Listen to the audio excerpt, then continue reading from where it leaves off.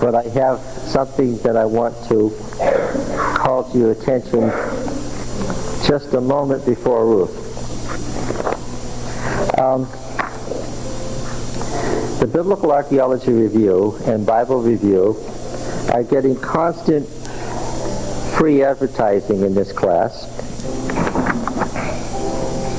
and they're going to get more of it today.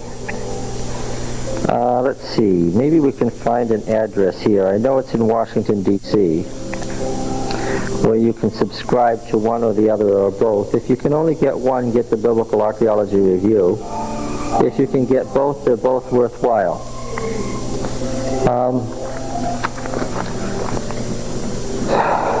This issue, let's see, what do we have here?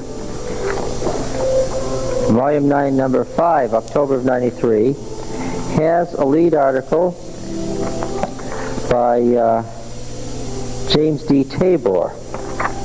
And I want to look at that article because it's of some significance to what we're doing here. It's entitled, Apocalypse at Waco. Could the tragedy have been averted? All right? And we talked about this. And there's a subtitle here, FBI spurns advice of Bible scholars, in the beginning where they say who's contributed this month. They say James D. Tabor advised the FBI during the Branch Davidian compound siege near Waco, Texas. Argues that the deaths of David Koresh and his followers could have been averted if the FBI had understood the book of Revelation. Using their biblical expertise, Tabor and a colleague apparently convinced Koresh to alter his interpretation of Revelation and agree to surrender after writing a commentary on the seven seals. All right. Now, we looked at the Branch Davidian texts in this class, you remember. And he begins by describing the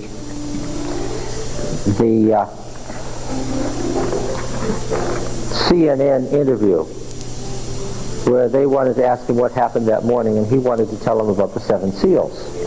Right? And it was pretty clear that they were talking past each other.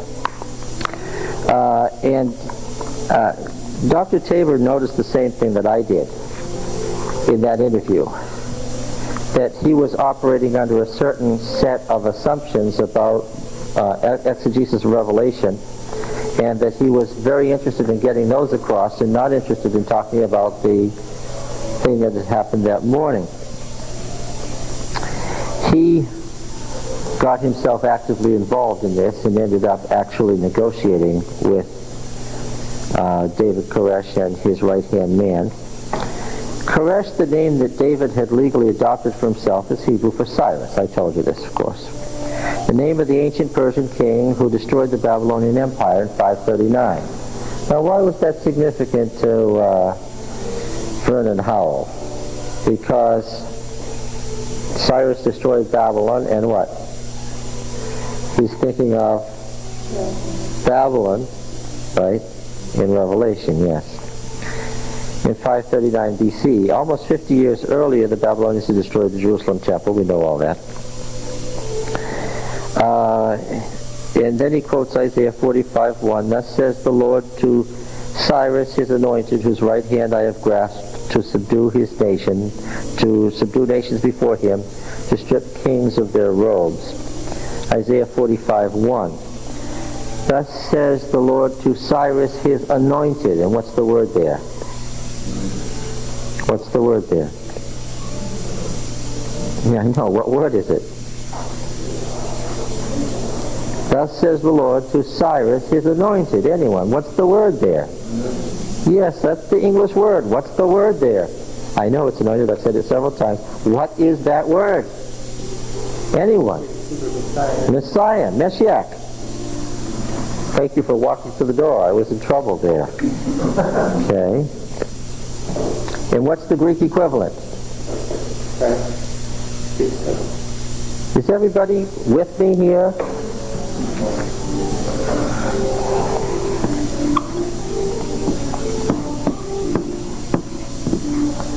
Okay.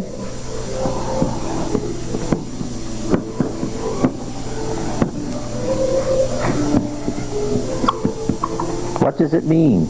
It means anointed. This equals this. What does that mean? These are the same word in two different languages. What language is this? Hebrew. What is this? Greek. What is this? English. Yes. So we've got to put another set of equals. Yes. Anyone who's anointed is what? Anyone who's anointed is what? Christ. Is Christ. Anyone who's anointed is Christ. And as I'm reading through the Old Testament in Greek, what's the name of that? Somebody tell me they remember from one day to the next. You be quiet. What's the name of that? What? The Greek Old Testament. Septuagint. How is it abbreviated? Septuagint means the 70. So how is it abbreviated? LXX. Yes, write this down, folks. Don't just sit like taking it in like sponges and then not remembering it. Write it down. Writing things down helps you to remember. When I'm lecturing, write it down. The Septuagint. What Bible did New Testament Christians have? Only. Let me emphasize this again. What Bible did New Testament Christians have? Only. The Septuagint. Why? Why? But why was that their Bible? Greek was the language of the day. Yes? There was the New Testament. The Pauline epistles weren't even the earliest things. Thessalonians, those are in the 50s. Those are, yes. There wasn't, and yes, in this corpus of Pauline letters that were gathered together, wasn't until long after Paul's death. Look, when the New Testament Christians read the Bible, what did that say in chapter 45:1 Cyrus was? He was a what? He was a Christ. Now get it. He was the Christ, the Anointed One, who destroyed Babylon. So when Vernon Howell took this name Koresh, what was he saying? He was an Anointed One who'd been given the job by God to do what? Destroy Babylon. Did he say he was Jesus Christ? No! Well, where did that come from? That came from an ignorant media, a biblically illiterate media. Okay? So, this biblical terminology led to endless confusion and miscommunication between the secular media and the FBI on the one hand, and the followers of Koresh who lived and breathed these ancient texts on the other. It was widely but incorrectly reported, even by the most responsible media, that David Koresh claimed to be Jesus Christ, or even God himself, but he was in fact claiming to be a Messiah or Christ, in the same sense that his namesake, Koresh, Cyrus, was a Messiah or Christ, one chosen by God for a special mission. Koresh believed that he was the one chosen to open the 7 seals of the book of Revelation. Any of this sound familiar? Yes. And thereby bring about the downfall of Babylon. The opening of the mysterious 7 seals in the last book of the New Testament led an apocalyptic sequence to the day of judgment and the end of the world. This you all know. Early Christians were quite fond of the same kind of coded language that Koresh was using.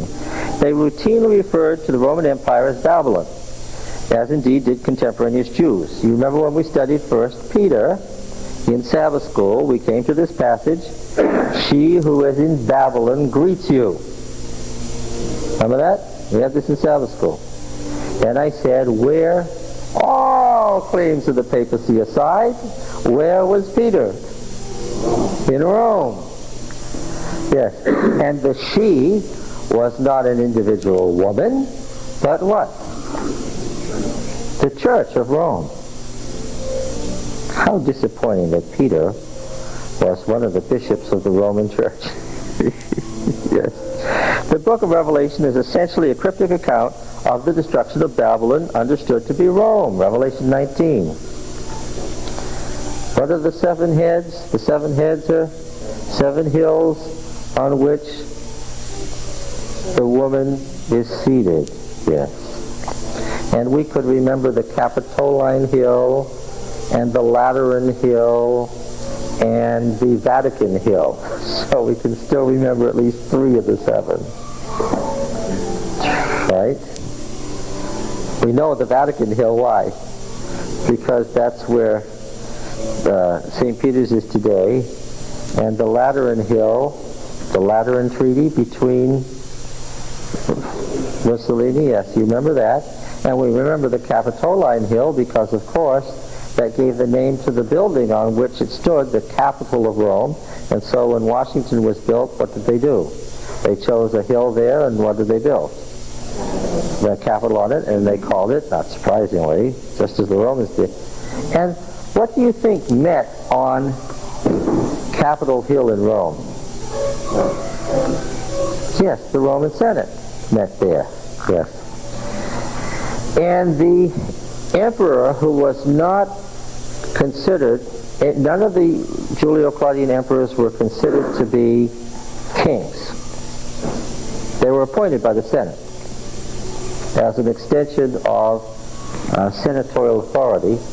And you remember that they had the Roman battle axe as their symbol, and there in the Senate on one side was the Roman battle axe, and on the other side was the senatorial battle axe, and over the center was the Roman eagle. And I looked as the president talked about reforming health reform and so forth. He was speaking to the Senate, and it struck me that any Roman citizen of the 1st century looking at this scene and questioned in Latin what is going on would have said what? Without question would have said what? Oh, it's the emperor's addressing the Senate on some matter of importance to the whole of the empire. That's clear, yeah. So anyway, the Branch Davidians routinely refer to the FBI and other outsiders as Babylonians. The Greek word apocalypsis means to uncover, to reveal. The book of Revelation is called an apocalypse because it uses that word in the text. Does it? Where does it use that word? Let's see. Revelation 1.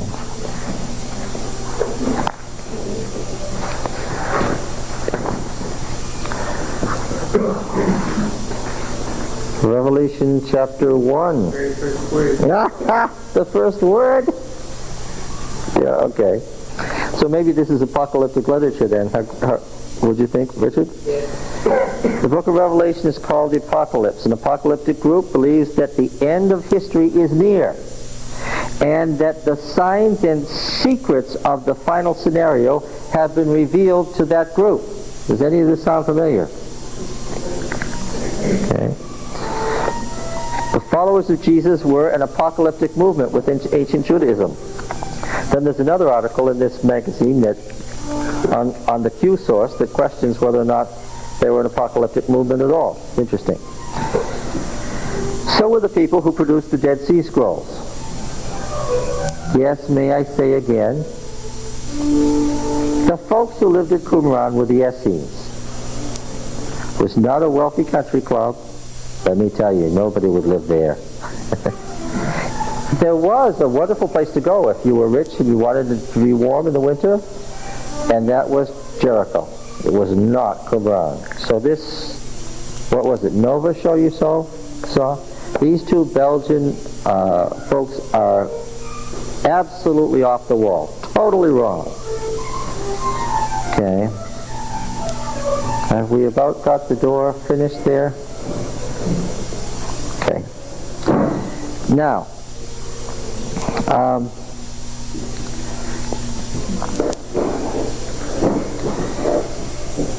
since the third... oh, and by the way, we talked about the relation of that to the Gospel of John, didn't we? Yeah.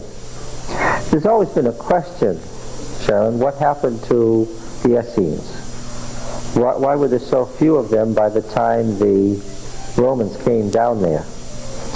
Well, I think the answer is that most Essenes by that time were what? Huh? No. You missed the point completely. Most Essenes by that time were what? Christians, of course. Since the 3rd century BC, many such groups, first Jewish and later Christian, proclaimed the imminent end of the world on the basis of their understanding of prophetic texts in the Bible, or what they thought to be prophetic texts. We talked about the 1,000 years as is a day, that the world was believed to be 6,000 years old by the Jews in Jesus' day, and the 7,000 years was the millennium. In our initial contact, get this is so interesting to me. The FBI admitted to being hopelessly confused by Koresh's lengthy expositions of Scripture, which were occurring regularly in the daily telephone negotiations. One FBI agent told us how he and his colleagues had been frantically reading through the book of Revelation in the Gideon Bibles in their hotel rooms. The image struck me as almost comical, but at the same time frightening. The agent also told us that they found the book of Revelation and David Koresh's extended biblical monologues wholly incomprehensible. Maybe they needed to do some exegesis, right? Yes. Get this. What is this about the 7 seals, they wanted to know. One agent thought that the seals were those amphibious animals with whiskers. After all, there were lots of other animals, lions, oxen, eagles, horses, wild beasts, and monsters in the book. Why not seals? Yeah. Okay. He extended his interpretation to certain key psalms. So we're talking about Koresh now. I'm just reading certain paragraphs. These, he said, constituted the enigmatic key of David mentioned in Revelation 3:7. Psalm 40 and 45 were especially important. These he connected to the first seal, in which the rider on a white horse goes forth with a bow to conquer, Revelation 6:2. He understood himself to be that rider. Psalm 40 speaks in the first person of one whose cry the Lord has heard. In a certain scroll it is written of him that he delights to do the Lord's will, but this person is also a sinner, the so-called sinful Messiah. We've got to read this psalm, huh? Keeping our fingers in Revelation 1, let's go to Psalm 40.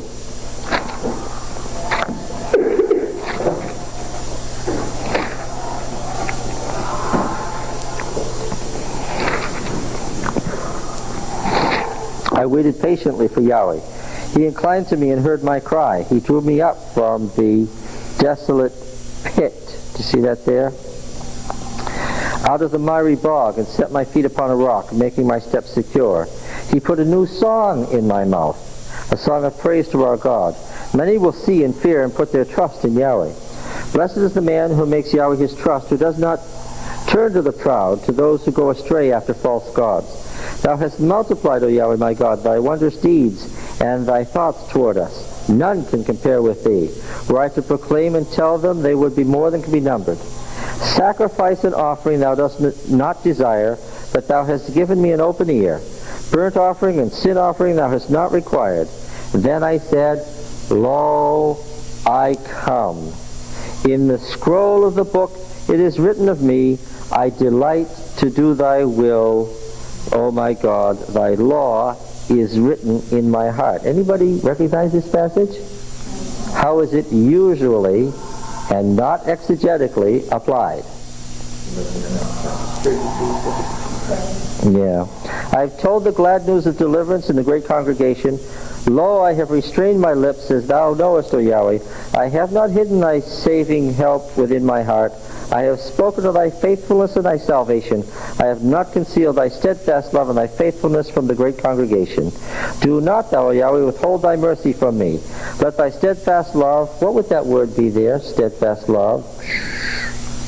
Anyone? Covenant love. Can we remember what that word is? Hard H, S-D. Chesed. We've been talking about this word all the way through. Well, we've been talking about it ever since Deuteronomy, at least. Please remember that word. Write it down. H with a dot under it. The dot indicating the hard H. S-D. Chesed.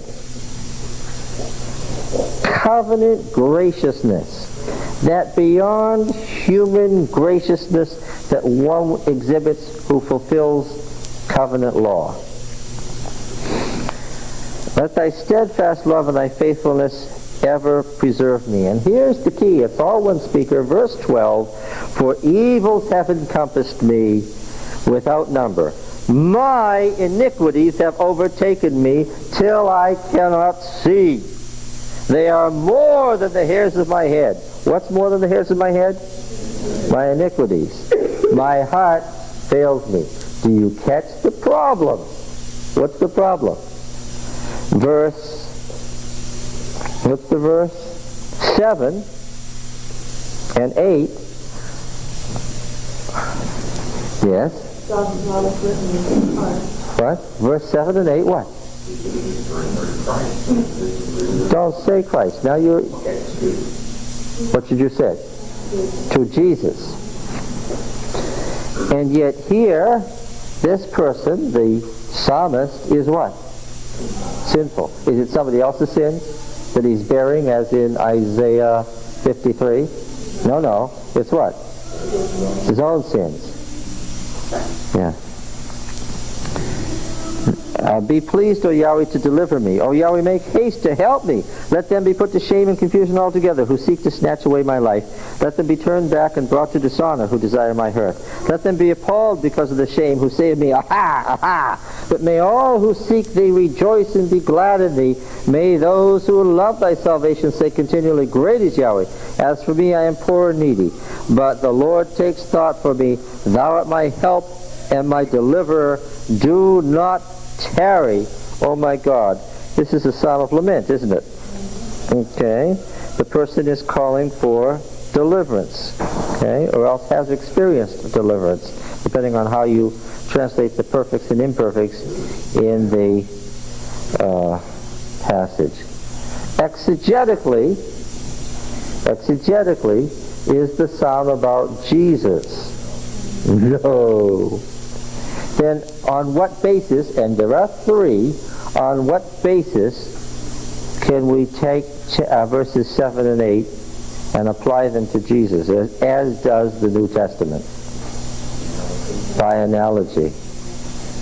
By analogy only.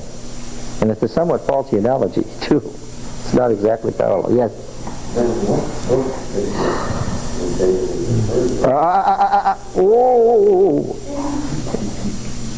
Before you even got through the sentence, you made a whole set of assumptions that are inaccurate. What did you say?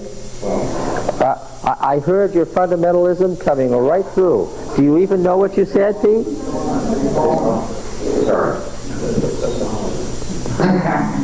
Okay.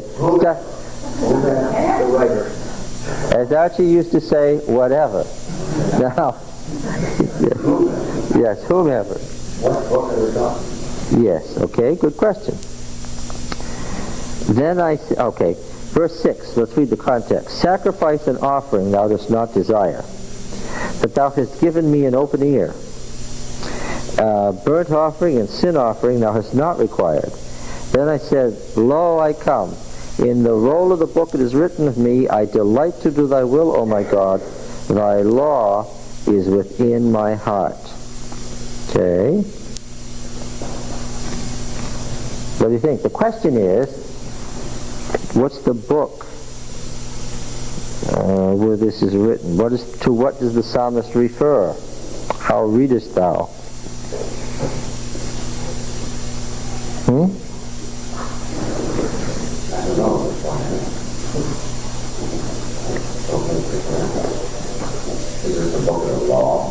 Yes, of course it is. And where has the law been written now? It's been transferred from the written code to what? It's a very New Testament idea, we'd say. To what? It's written in his heart, which is why he's a penitent. Yeah. You wouldn't expect such a concept here unless you understood the Old Testament, huh? All right.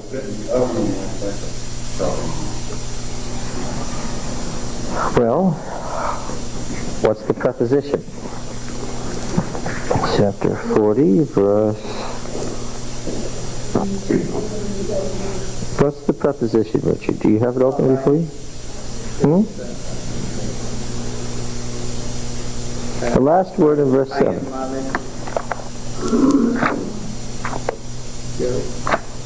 Oh. Yeah, okay, so it's al,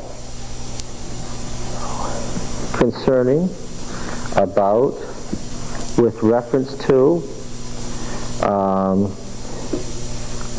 to my experience, concerning me individually or concerning my experience. You don't have to take it as a word meaning a prophecy. Yeah. And written of me you're taking to mean what? That a prophecy or statement has been written about me personally, which is not at all how you need to read it. Okay. Here's a psalm where part is sometimes applied to Jesus, that we have a sinful penitent. It's actually a penitential psalm. And exegetically, it is simply a penitential psalm, period. Only later did it become a prophecy, because there's not a prophecy there. It becomes a prophecy later, right?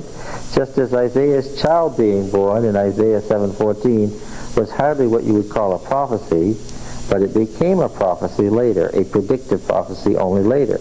Following? All right, now what's this other psalm that he was interested in? Psalm 45. Now, David Koresh, because he had no understanding of exegesis, thought that this psalm was about the same person. It is not. Whereas Psalm 40 is a penitential psalm, Psalm 45 is the royal wedding song from the north. Totally unrelated. Totally unrelated in type of psalm and meaning.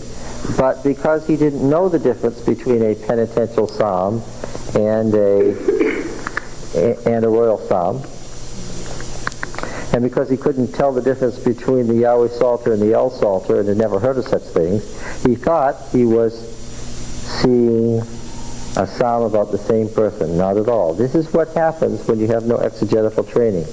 My heart overflows with a goodly theme. I address my verses to the king. My tongue is like the pen of a ready scribe. So it's already clear. The superscription of the psalmist tells us that the psalmist is writing to, for, and about whom? The king. Okay. You are the fairest of the sons of men. Grace is poured upon your lips. Therefore God has blessed you forever. Gird your sword upon your thigh, O mighty one, in your glory and majesty. In your majesty ride forth victoriously for the cause of truth and to defend the right. Let your right hand teach you dread deeds. Your arrows are sharp in the heart of the king's enemies. The peoples, the nations fall under you. Your divine throne endures forever and ever. Your royal scepter is a scepter of equity. You love righteousness and hate wickedness.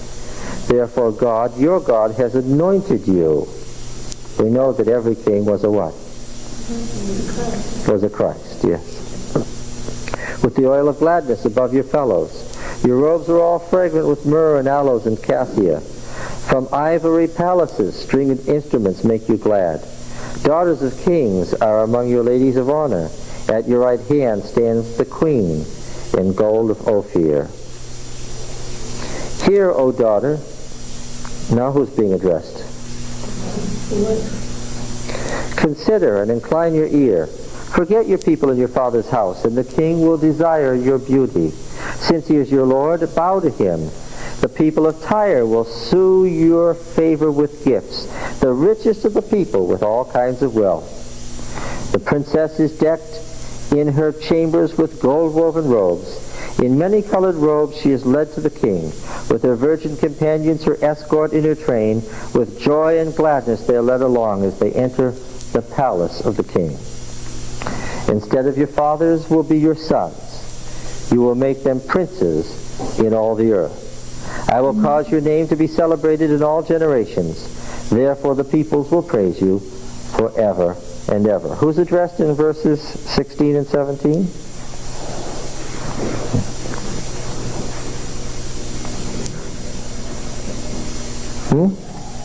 The king.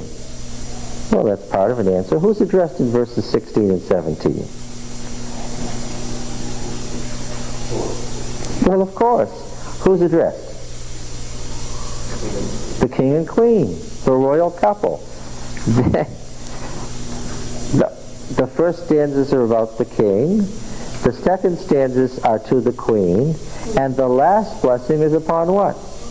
Upon the royal couple. Can you read, folks? This is awfully slow going for simple stuff here.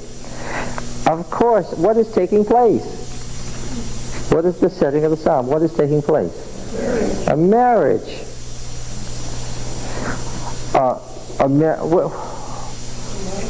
What? Yes, a royal marriage. Where? Anybody want to reach now? Where? The king's palace. Can we be more specific than that?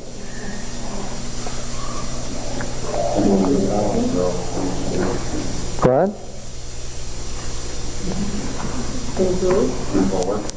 The temple was the palace. So I'm asking, where is this?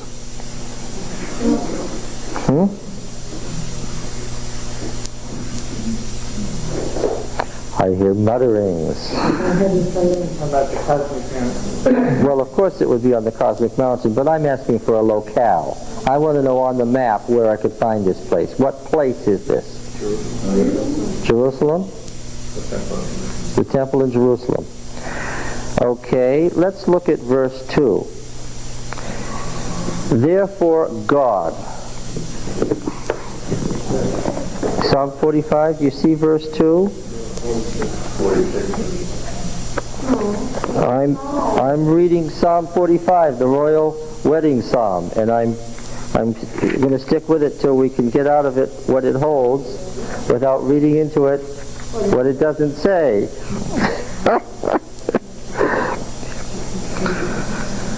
Okay. There isn't a question yet. I'm pointing out that in line 2, verse C, therefore God has blessed you forever. Do you see that? Okay. Now I see verse 3, gird on your strength, Almighty One. Okay? You see that? What are those words, Richard?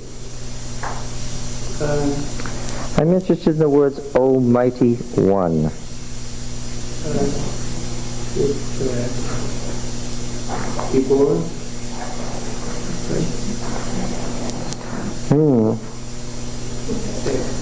Gibor.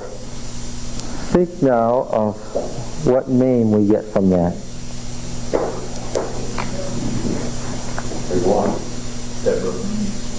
Gibor gives us Deborah? Not hardly. But have you ever heard of Gibor El? Yeah, you have. You call him Gabriel. It's an El name. Therefore, El has blessed you. This is an El name. What point am I making? Verse 7. Line B. Therefore, God, your God, has anointed you. What point am I making? Like Elohim versus Yahweh. Elohim versus Yahweh. What word is missing in this psalm? Dramatically missing is what word? Yahweh.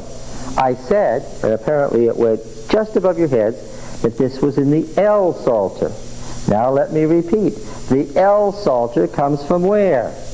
We went through this a year ago. Comes from where? From the north. What kind of a palace is this, Roy? Verse 8b. Probably in Samaria. Do you have 8b, Roy? What does it say? What kind of a palace is it? Do you see that? Now, where do you know for sure there was an ivory palace? In Samaria. Whoever said, no. No, you're not going to get away with that. Even though you're our guest, you're not going to get away with it. When they excavated Samaria, they found remnants of the ivory. But most of it wasn't there. Do you know where they found most of this ivory? in Assyrian Emperor Tiglath-Pileser's palace. What did he have with all his ivory? Why was it over there in Assyria, Iraq? What? He destroyed Samaria. And he was highly selective about what he destroyed. He added a new wing to the palace. This is Ahab's famous ivory house. More bad news, who are probably historically the couple referred to here. Ahab and Jezebel. Where is she getting all her wealth from? How readest thou? Oh no, where's that? Verse 12. The people of Tyre will sue your favor with gifts, the richest of the people with all kinds of wealth. Who was this Jezebel? This favored one of Baal. Not just a, what? Yeah, she was the princess of Tyre, the richest of the people. Who was Israel's constant ally and trading partner? Tyre. The Phoenicians. Israel made war on all the surrounding nations, and all the surrounding nations made war on Israel, with the exception of its constant trading partner, Tyre. Tyre had no land. Israel had no good port. And guess what? That worked out just fine. Okay? So in verse 16, when it says, instead of your fathers will be your sons, what's being promised to the royal couple? Yeah, what will happen to those children? Just take over the throne? Yeah, you will make them princes in all the earth. What's being promised here? Rule the world. Okay, I like that. How do you think our brother Koresh interpreted this psalm?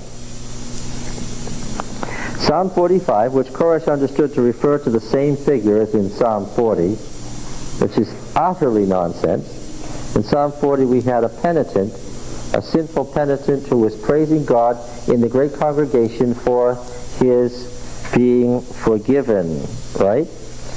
Hardly a picture of King Ahab, is it? Or Jezebel. And what do we notice in Psalm 40? Let's flip back to it.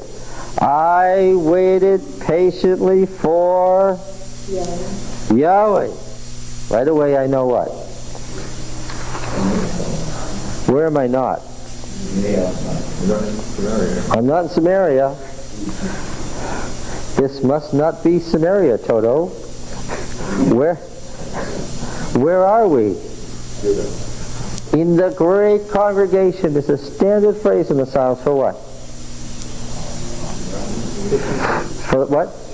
In the gathering in the temple where? In Jerusalem. We have a penitent praising God for forgiveness in the temple in Jerusalem, and we have a royal wedding psalm about Ahab and Jezebel in Israel. Do you catch these psalms are quite different? Okay. Now then, Psalm 45, which Koresh understood to refer to the same figure, namely himself, speaks of a mighty king anointed by Yahweh in the sense of Messiah or Messiah, who rides victoriously. Oh, by the way, how about this picture of Ahab? How about this picture of Ahab? What do the contemporary Assyrian records say about Ahab and the house of Omri? When the kings of the Western Fertile Crescent marched forth against Assyria in Ahab's day, were they successful or not successful?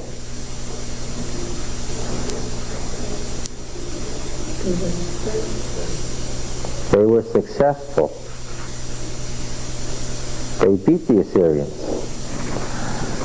Perhaps because of Ahab's 22,000 footmen and 800 chariots. Did you catch what I just said? of the list of kings from the western Fertile Crescent that the Assyrians faced, who is by far the most powerful? Ahab. Yeah. Okay, anointed by, yeah. Psalm 45, which Koresh understood to refer to the same figure, namely himself, speaks of a mighty king anointed by Yahweh. Oops. Mistake. Doctor. What? Not anointed by Yahweh, but El. Who rides victoriously, marries princesses, and fathers many sons who will rule over the earth. This psalm is the source of Koresh's sexual exploits. He had sexual intercourse with the wives of his male followers, forbidding the husbands from doing likewise, to ensure that the seed was his. According to his interpretation of Psalm 45, his sons would be princes in all the earth, Psalm 45:16. In his mind, Koresh was the branch of David who was to build up a dynasty that would someday rule the world. Koresh argued that these and other passages, which have been applied to Jesus Christ by mainstream Christianity, simply could not refer to Jesus. Jesus was said to be without sin. He never fathered children or married. And the branch of David is to be raised up only at the end time, and so forth. There you see how he could see that what the things say exegetically don't fit exactly the circumstances of Jesus, and so what did he do? Instead of doing an exegesis, he what? He made up a mishmash and came up with something interesting. All right. So, the book of Revelation says, when I opened the fifth seal, I saw under the altar the souls of those who had been slaughtered for the word of God. We better read this. Revelation 6, verses 9 to 11. Revelation 6, verses 9 to 11. What's the point of all this? I'm making a point. What is the point? Huh? Before you fire a gun into somebody else, be sure you've got the exegetical meaning first. Don't decide on any meaning till you've got the exegetical meaning first. Yes, and what did I say? 6 to 9? 9 to 11. Oh yes, the fifth seal, the famous fifth seal. When he opened the fifth seal, I saw under the altar the souls of those who had been slain for the word of God and for the witness they had borne. What's the word witness there? Oh, it's the next week, folks, but I still expect you to remember that the word witness in Greek is martyreo. That those who bore witness were those who what? Died. Who were killed for what they said. That's the origin of the term. Those who had borne witness, they cried out with a loud voice, O sovereign Lord, holy and true, how long before thou wilt judge and avenge our blood on those who dwell on earth? Then they were each given a white robe and told to rest a little longer until the number of their fellow servants and their brethren should be complete, who were to be killed as they themselves had been. So now if you're David Koresh and you think you're in the fifth seal, and some of your folk have just been killed by the government that you believe to be Babylon, where did he get this stuff from? That the modern world was Babylon, that the American government was heading up Babylon. Where did he get this stuff from? He was an Adventist. Okay. All right. Until the number of their fellow servants and their brethren should be complete, verse 11 says, who were to be killed as they themselves had been. So then, what would you have to assume then? Some of your folks had been killed already. What? How? By their own hand? No. No. They were going to be martyred by Babylon. I told you this at the time. Now heads have rolled in Washington. And I told you this at the time not because I needed to know the inside story, but because I knew what he said and what he believed. He didn't believe he was supposed to kill himself. He believed what? That they were going to be killed. Okay. Now, Dr. Tabor and his colleague were there trying to think of some way to twist his interpretation in a way that could save him. It's a good idea. Yes. And so, speaking on the February 28th raid, Koresh later told an ATF agent, "I knew you were coming before you knew you were coming." On the morning of that raid, Koresh told an undercover ATF agent who was spying on the group and whom David suspected was a federal agent, "What thou doest, do quickly." It was as if the entire situation in Waco was locked into a predetermined pattern set forth in a book written in 96 during the reign of the Emperor Domitian. If Koresh were living in the fifth seal, did that make it inevitable that the remaining men, women, and children of Mount Carmel compound must also die? Would they themselves provoke a violent end simply because they felt it was predetermined, the will of God, moving things along to the sixth seal, which is the judgment day? Now, he breaks off here to talk about Revelation. I want to read a couple paragraphs in this section too. Although scholars date the book of Revelation or the Apocalypse to the end of the first century, parts of the text seem to date before the Roman destruction of Jerusalem in 70 AD.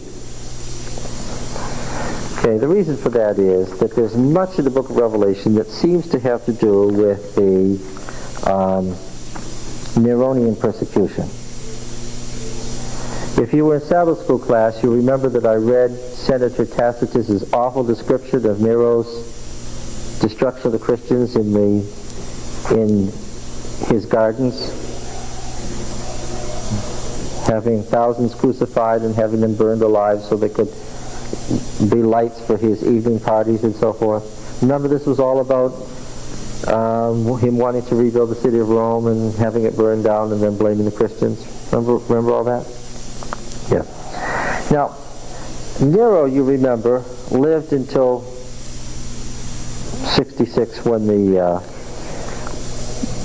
Roman-Jewish War broke out. Indeed, his death really was one of the things that precipitated the Roman-Jewish War. And Nero was the first person who had systematically persecuted Christians in this horrible, horrible way. Mass murder, mass persecution.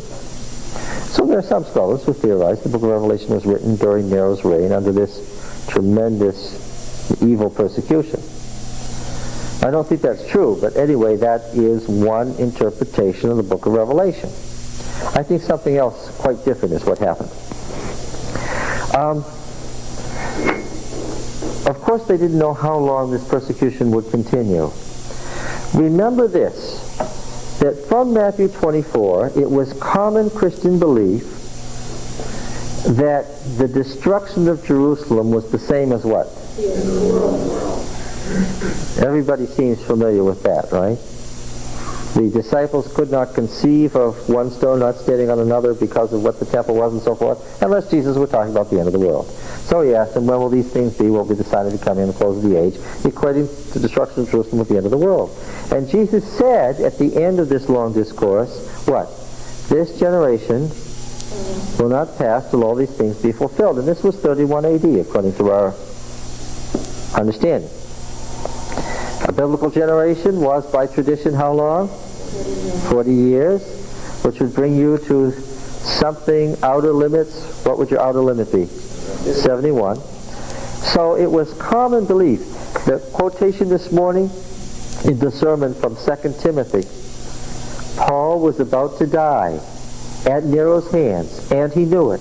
And it was 66 AD. So when Paul wrote, know this, that in the last days these horrible conditions will apply, what was he talking about? Was he telling Timothy, Timothy, these are my last words to you. I want to tell you something important that will happen 20 centuries from now. What was he saying? I want you to know what you're facing. Right?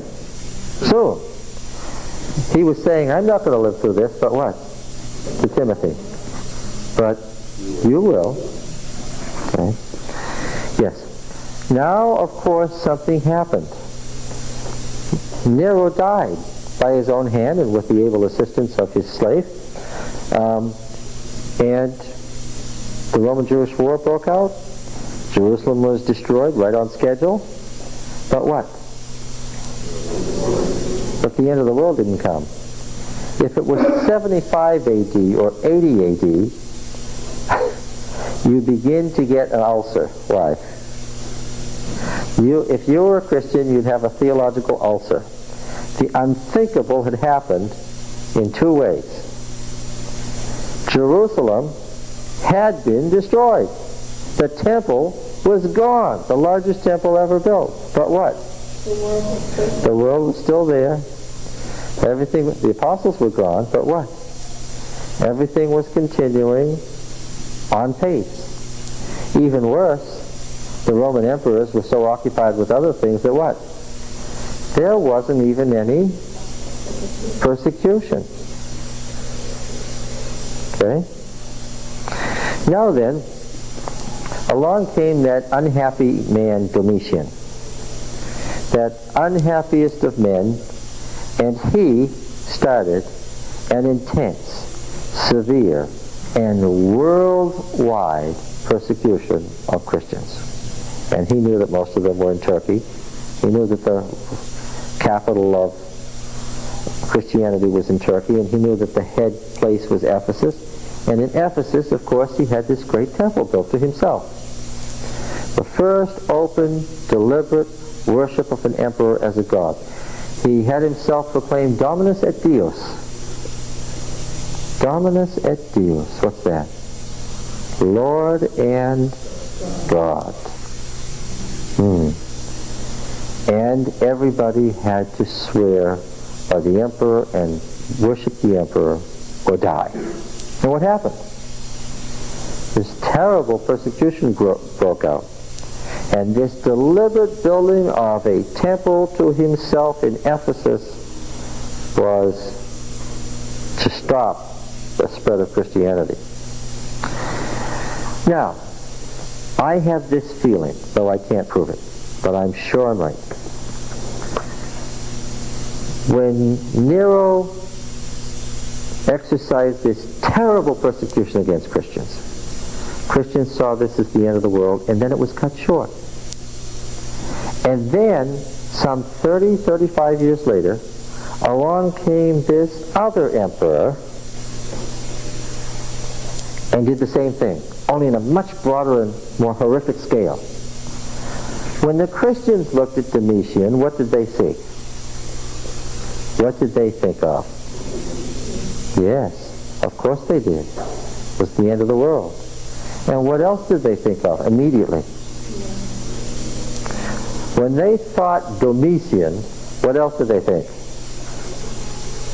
Of course, Antichrist. Oh, sure, he's not Antichrist in the sense of against Christ, because that's not what the Greek preposition anti means. Warning. Antichrist does not mean someone who's against Christ. That's a derived modern meaning of the preposition anti. The Greek preposition anti does not mean that at all. What does it mean? No. In place of, instead of. That's its standard meaning. In what sense was Domitian an Antichrist? Well, he was also against Christ, but first, before he could be against Christ, why? Because he was taking the place of Dominus et Deus. Now, none of you have said it, and I'm trying to get you to see the obvious. When the Christians looked at Domitian, what did they see?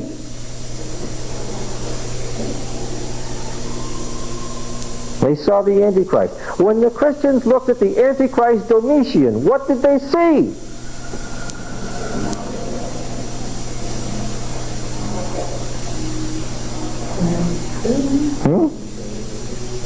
Go ahead. When they saw the Antichrist Domitian taking the place of Christ, who did they see?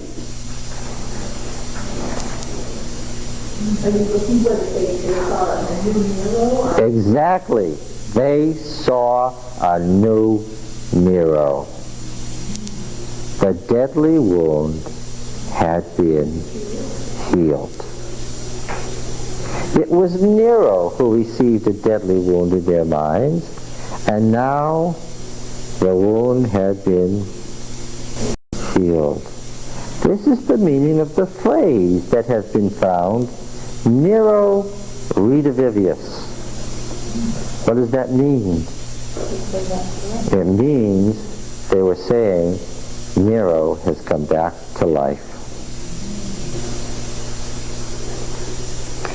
This is why some scholars who think that this was written in the reign of Nero are partly right. Why? Because the persecution of Nero was in every sense the forerunner in their minds of what? Of the persecution in... Yeah, and they saw about Jacob's time of trouble in the Old Testament. They saw a little time of trouble, a great time of trouble. They had those same phrases. Again, let me tell you, the headache you get when you read the SE literature, you see things like the little time of trouble and the great time of trouble, and all those Adventist charts back there from the first century. All right, the core of the book, chapters 6 to 19, presents an unfolding drama of end-time events leading to a final judgment day and millennial reign of Christ that is to follow. These events are shrouded in mysterious symbolic language as purposely cryptic. Like other apocalyptic works of the time, such as the Book of Enoch and 2nd Esdras, which I have every intention that we're going to read, only the wise are said to be able to understand the hidden meanings, and the wise are those that you hear about at the end of Daniel 11 and Daniel 12. Nonetheless, it is clear that the scenario of the end progresses in three sequential stages: the opening of the seven seals, Revelation 6 and 7, the blowing of the seven trumpets, Revelation 8 to 11, and the pouring out of the seven bowls of God's wrath, Revelation 15 and 16. And then comes the utter destruction and fall of Babylon, chapters 18 and 19. There's several characters in this drama. You know what the characters are. I don't need to repeat them. Okay? The beast clearly represents the Roman Empire, led by the emperor and identified with the cryptic number 666. Okay, let's come over here. I think we can do this. Okay, can we do this? What is this? And this is 1, and this is, okay, and 1 and 5 and 1 and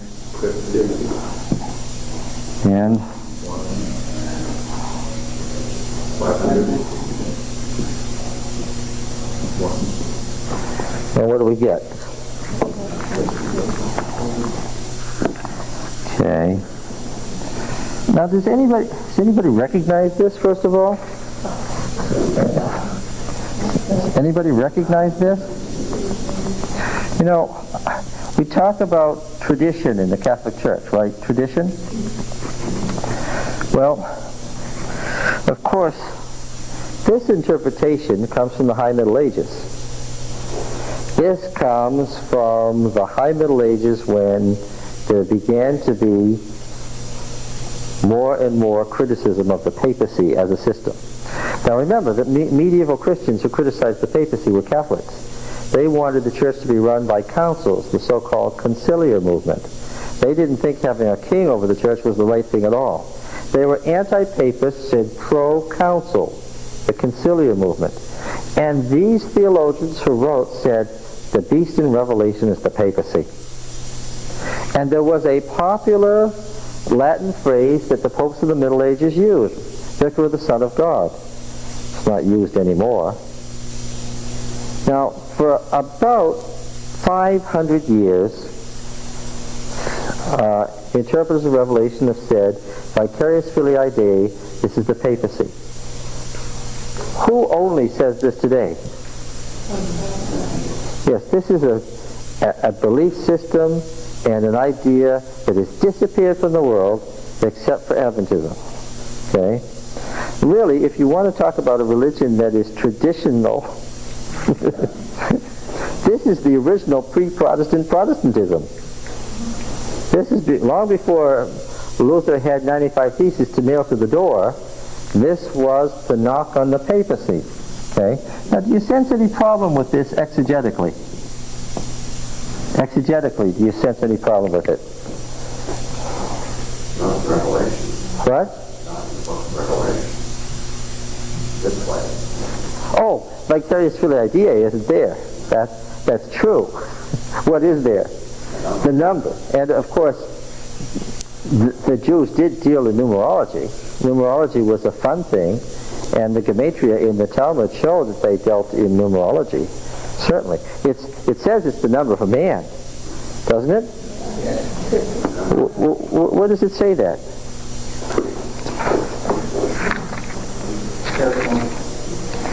Chapter 13, you say?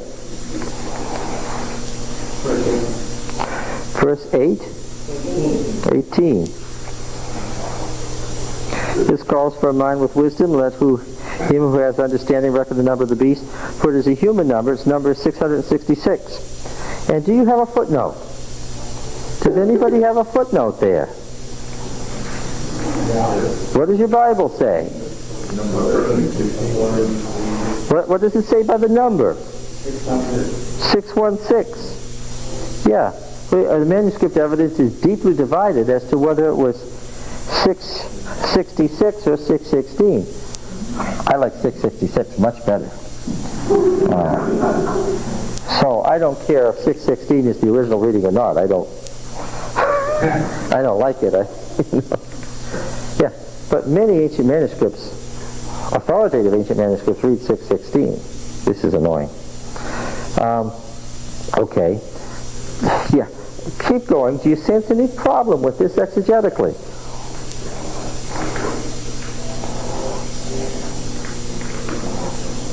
Well, first of all, I've already given you an exegetical interpretation. What is it? The number of the beast. Well, what's the beast in Revelation? I've already said it half a dozen times. We're doing exegesis here. We're not playing a game. We're doing exegesis. And I asked you, and I've said it several times, what is the exegetical meaning of the beast in Revelation? Let's stop and ask the exegetical questions. What are the exegetical questions? What are the exegetical questions? This is as if we have never heard this before. Wait, slowly. What does it mean to the people? Slowly. Number one, who was the author? What else? To whom was he writing? There's an assumption in that question, to whom was he writing? I mean, to whom was he writing at the time he wrote? I don't mean, of course, he was one of God's servants, writing to all God's people. He was writing to us. That's not what I mean by that question. What do I mean by that question, to whom was he writing? In 95 or 96, when the book was written, to whom was the author writing? 7 churches in the Roman province of Asia on the western coast of Turkey where the persecution was centered. That I know. Okay? But I need to know the historical background. I need to know the political, sociological, theological, religious, economic background, and so forth. And what is it that I'm trying to answer? What is the question? No. What is the exegetical question? What did it mean? Right? Why, Pete? What have we said? We want to know what it means to us, but we've said over and over again that we're never going to find out what it means to us. What does it mean until we find out what? What did it mean? So, I ask you, Pete, were the folks who were dying, spilling their lifeblood in the Roman province of Asia in 96 AD worried about the papacy? No. Emphatically not. What were they worried about? Huh? They were worried about the Roman Empire and the Roman Emperor Domitian's persecution of them. Yes. Okay. Now, so do you sense any problem with this exegetically? Well, the obvious problem that what? Yes, yes. And of course, we have a little bit of a problem with a Latin title. When the book of Revelation wants to tell you something and doesn't use Greek terms, it does use another language from time to time when it wants to give us symbolic meanings. What language does it use? He gathered them together in a place called in the Hebrew tongue, Har Moed, the mount of the congregation, the cosmic mountain, not the city of Megiddo. Okay, so you got to be very careful. Here we have, there's no Latin phrases in Revelation. This is a numerology based on what? On a Latin title. Now, there was Latin spoken in John's day, right? He could have used Latin titles, but what? Didn't. And I suppose if he had been after a Latin title, the Dominus et Deus of Domitian would have been of grave concern. And, of course, you can end up in disastrous conclusions if you start playing with Latin and names, right? Now we know that really by our modern terminology, Mrs. White would have been Ellen Harmon White, right? That's how we would do it today. But she kept her mother's maiden name and always used it so that we recognize her as Ellen Gould White, don't we? Okay, everybody with me here? Well, I don't hear anybody singing out numbers now.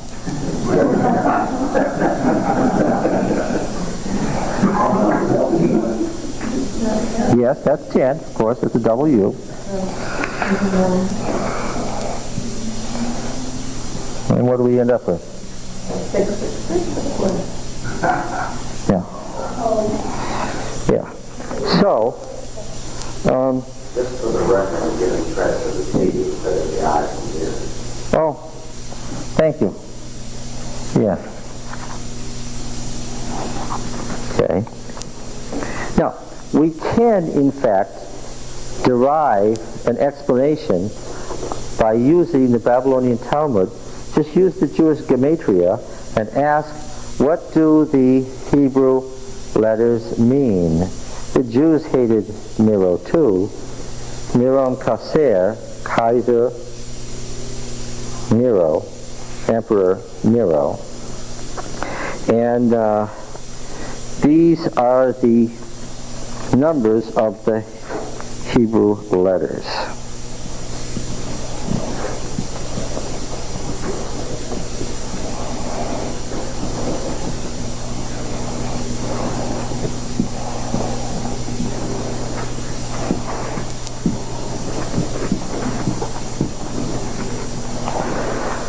But the manuscript evidence in Hebrew is divided as to whether they used the case ending and called him Neron, or whether they used his more popular name, Nero, without the N. And what's the result? If you use the popular name without the N, you lose a value of 50, and so you come out with 616.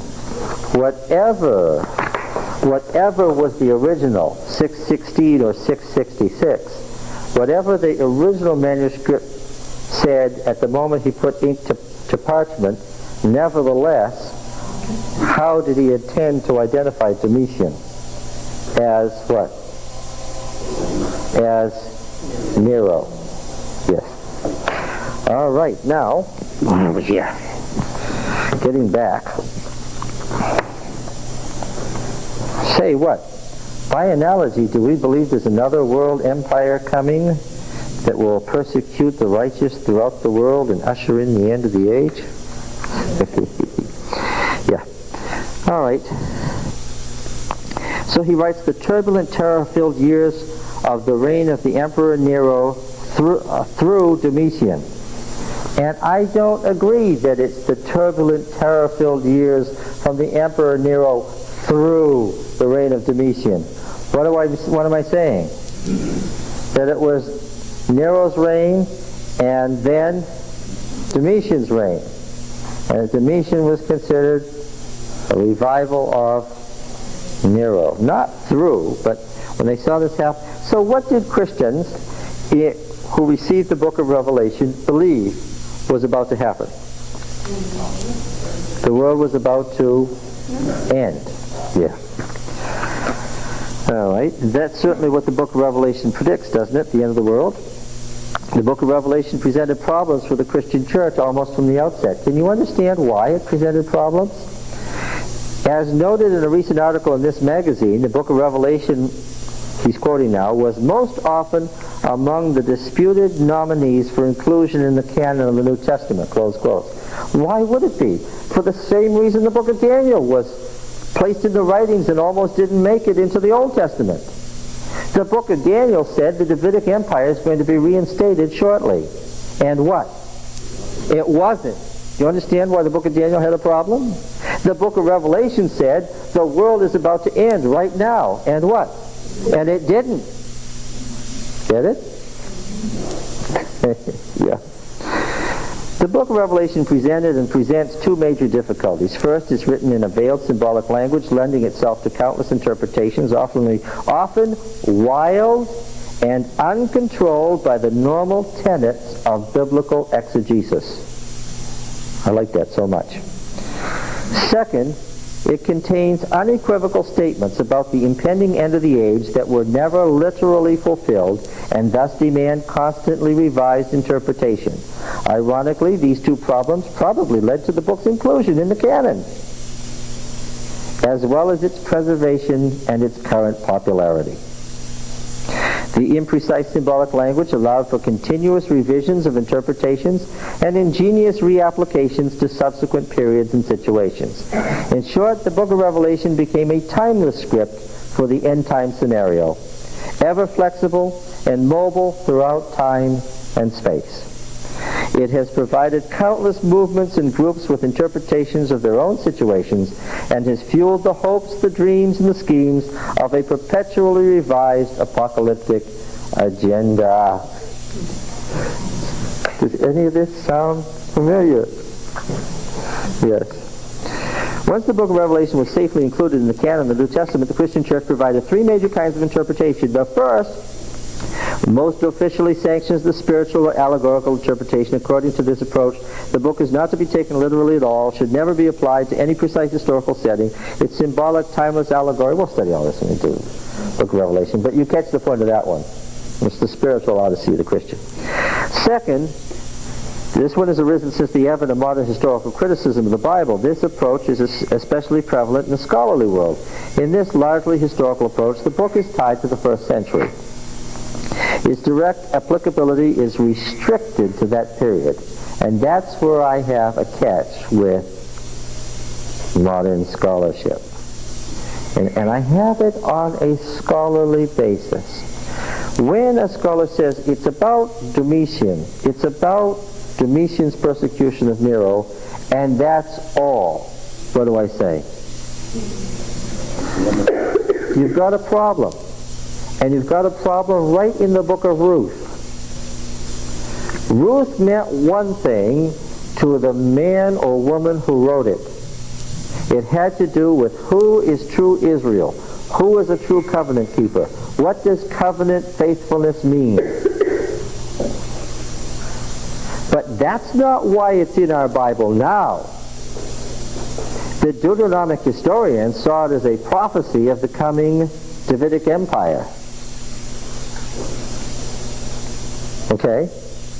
He has constructed at the end a genealogy leading to David, and he has written a whole end section to the book of Judges to match Ruth, and the keynote of that end section is, in those days, everybody did what was right in their own eyes because there was no king in Israel. He's written a matching book, written to match the book of Ruth, that tells you that what they needed then was what? The king who was to come. And now Ruth becomes the means by which that king will come. She essentially becomes a prophecy. Now what has happened here? What has happened here is that a biblical author, under whatever inspiration theory we operate, a biblical author has taken an earlier work and done what? And said it predicts and applies to a later event. Right? Otherwise, we wouldn't have Ruth where it is. We actually have a book where its exegetical meaning is not the meaning it has as it now stands in our canon.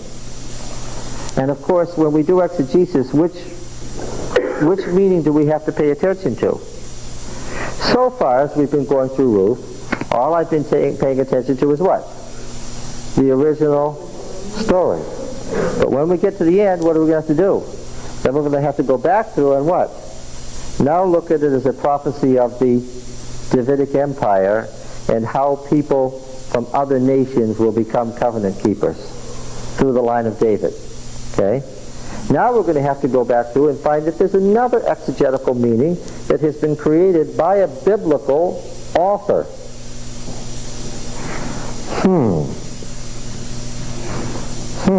What do you do with that?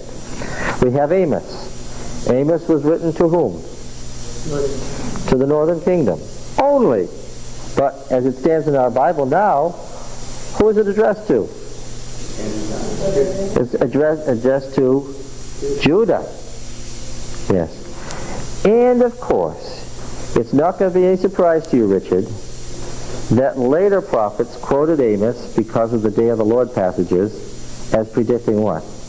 When we get to Zechariah, Zechariah tells you it's about whose time? When we get to Zechariah, think it through now. Zechariah is going to tell you it's about whose time? Yeah. How does the book of Amos end? The fallen booth of David will be raised up. So what does he say the book of Amos is about? It's about whose time? No, whose time? Think it through. Zechariah will tell you it's about whose time? Zechariah's time. Oh. Now, we know that Amos was writing about the Israel, the northern kingdom of his day. That's what it meant exegetically. But still, as it stands in our Bible now, there are passages written right into it that direct this prophecy, word for word, explicitly, by name, to Judah. That Bible writer has done what? Has given us a different interpretation. And the later prophets have given us what? A still different interpretation. Now I'm going to say something. I find it to be a principle of interpretation, an exegetical principle of interpretation within the canon itself, that what? An inspired work may appropriately be applied to more than its original exegetical meaning and still be true exegesis. Got it? It's a combination of exegesis and analogy. Yes, except that when we do this exegesis analogy deal on Ruth, we have to call it all exegesis because it was done by a biblical writer. Right? When Elder Jones wrote this giant book, The Two Republics, in which he compares the Roman Republic to the American Republic and follows through what happened to the Roman Republic and how it became the Antichrist in Revelation, and says, and this is the goal, the destiny, or the doom of the American Republic. What's he doing? He's making an analogy. He properly applied the book of Revelation. This is A.T. Jones. It was printed by the Review and Herald when it was right there at Battle Creek. He properly applied the book of Revelation to what? To the Roman Empire. And then he said, but there is an analogous thing happening. It's happening right now, because he was testifying in front of the Blair Committee about Sunday laws, right?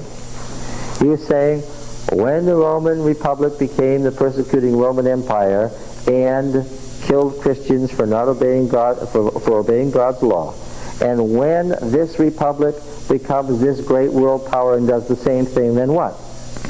It becomes the beast of Revelation. You see. Okay, so that's the problem I have with the approach, the scholarly approach that says just tie it to the first century. That's its whole, total, and only meaning. I am emphatic that we aren't going anywhere in interpreting Revelation until we first do what? Until we first tie every verse to the specific situation that was going on then. But, having done that, I'm not going to stop there. Okay? Now then, the third and perhaps the most popular approach is a simple, straightforward, futurist reading of the book. This is to say that all this stuff is going to happen in the future. Now this is what David Koresh was doing. This is what this man is doing with this book, Revelation is about to be fulfilled. What is my problem? Why do I get so upset when I see these things? It ignores the exegetical meaning. Yes, because it ignores the exegetical meaning. It's starting out there. You can't start out over here without an exegetical meaning. Why?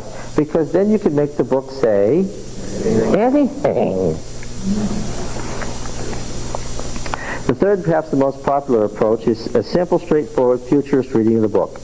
This approach understands it as a sure guide or map through the last days of history. Its reference, though symbolic, are applied to the most concrete situations and events, always in the world of the interpreter. Always in the world of the interpreter. So now our interpretation is entirely subjective. In this way, the book of Revelation becomes a manual for an immediate end-time scenario. The power and appeal of this futurist approach has been extraordinary. The book of Revelation has served as a catalyst for a widespread apocalyptic dynamic. Historical events in the life of the interpreter are always understood to be directly mentioned within the book. The interpreter in this approach constantly looks at the book, comparing it with the outside world, seeking to find a fit between symbol and event. More often than not, interpreters find themselves or their movements playing a key role, just as predicted in Revelation. Yes, now. So he thought of a way to do it. They got to the four winds blowing, and that implied more time. And they got to, they decided to play along with Koresh on his interpretive basis. Okay? So they said, well, they reasoned with him this way. It says here that the four winds are going to blow, and that implies, and then the angel came and said what? Hold, don't hurt until the rest of the servants of God are sealed. And they said to him, that means some time is going to pass. Then they turned to Revelation 10 about the angel, and the angel comes down and stands on the land and the sea. Tell me you know what I'm talking about. And he takes a little book, and he eats it, and it was going to be sweet to the mouth, but bitter to the stomach. And then you must prophesy again. Presumably, he says, the words of the prophecy are what's going to come out. And so they said to Koresh, it's obvious that what you're supposed to do is write a little book, and after you've written it, prophesy again. Okay? What was their point? What were they trying to do? Well, they wanted him to believe that this was not his end, but what?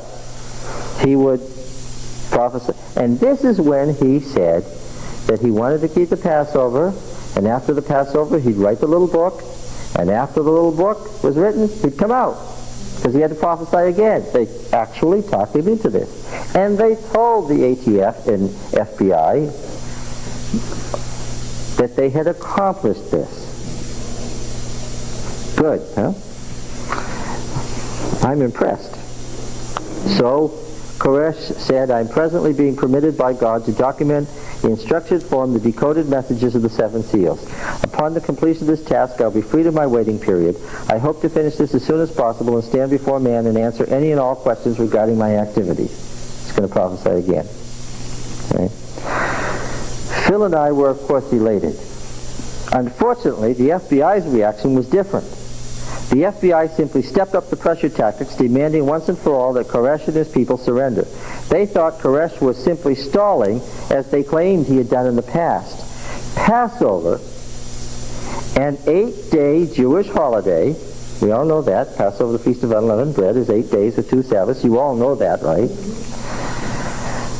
Celebrating the freeing of the Israelite slaves from Egyptian bondage had just ended. Earlier, Koresh had said that after Passover he would announce his plan for surrender. Koresh had unintentionally irritated the FBI because each day of the holiday he announced that it was Passover. FBI agents thought that Passover was a one-day holiday and thought that Koresh was just changing the date every day. Is this a disaster? Nevertheless, the FBI allowed writing supplies, including typewriter ribbons, to be delivered to the Mount Carmel compound. They did this as late as Sunday evening, April 18, the very evening before the final assault. And then he tells what happened. At 5:50 Monday morning, they called the compound and informed the group that if they didn't surrender that day, the place would be gassed. Steve Schneider, Koresh's spokesman, was so upset by this sudden shift in plans that he ripped the compound's phone from the wall and threw it out a window. A few minutes after 6, an armored combat engineer vehicle with a steel nose began to nudge the corner of the compound. A second soon joined in, buckling the walls. A tank crashed through the front door.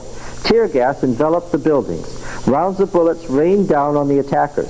Shortly after noon, explosions rocked the compound as ammunition stores blew up. Fire soon mingled with the tear gas as the 30-mile-an-hour wind turned the scene into an inferno. By evening, 86 people, including David Koresh and 24 children, were dead. The 51-day siege had ended. Like Jesus, Koresh was 33 years old when he died at the Passover. One of the few survivors told me that the last time he saw David Koresh was about 5 a.m. that morning. David had come down from his room and looked very tired.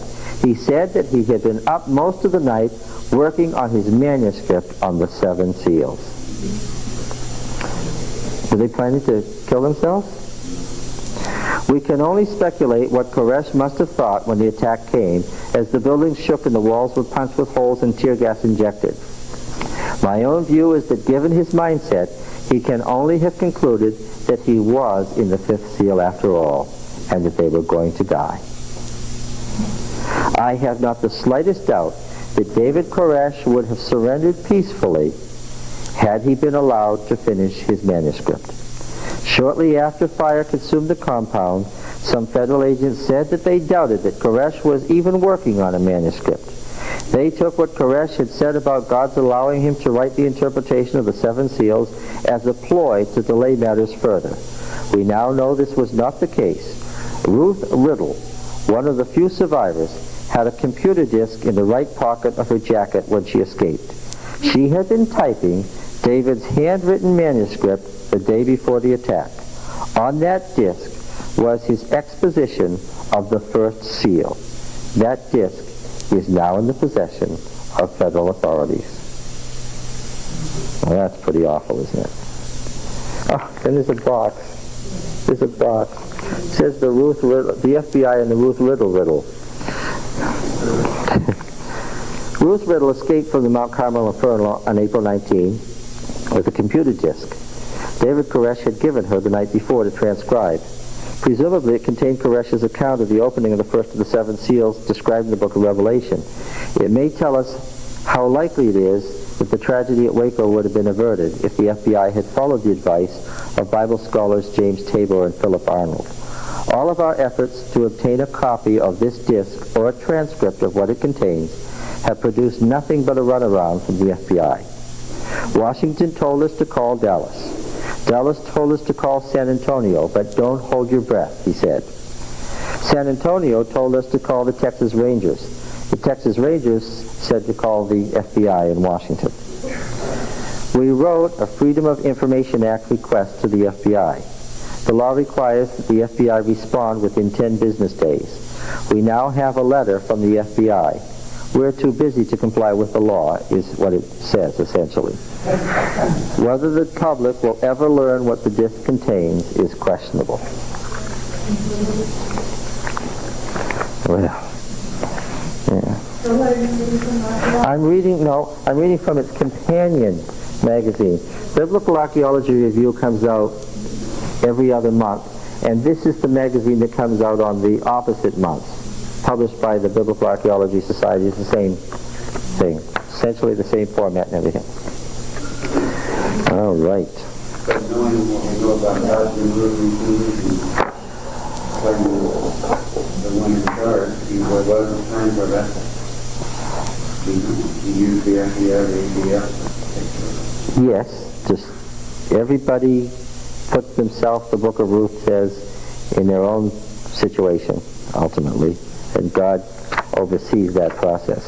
But you know, it's the one thing to say that the Bible is the greatest book that's ever written in America in public how many copies of Holy Spirit and all that and giving them out. And spend so much money gathering them to give them out to people all over the world and don't really know what it's saying. Well, of course.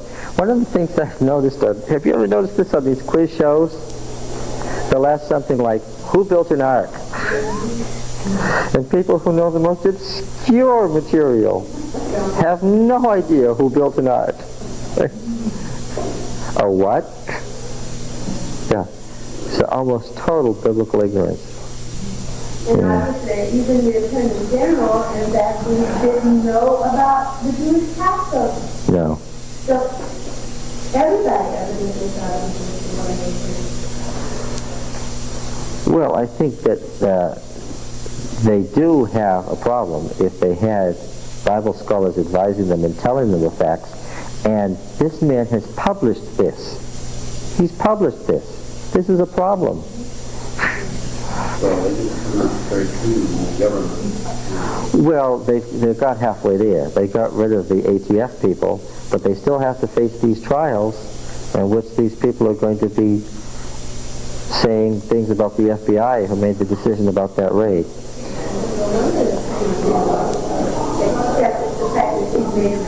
Yes, I see. That's what was funny about it. The only person who came out clean on this was the person who said, we made a mistake. I accept responsibility for it. Yeah.